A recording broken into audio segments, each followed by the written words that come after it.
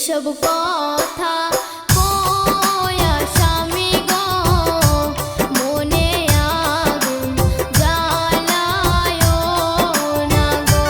কয়েকটা আমার কাম করিয়া গো তাড়াতাড়ি স্বামী আইসো বাড়ি গো। এখন আমি যাই চলিয়া গো, বিদায় দেও গো মন খুলিয়া গো। ফোন করিও মনে হইলে গো, যখন তোমার মনটা কান্দে গো।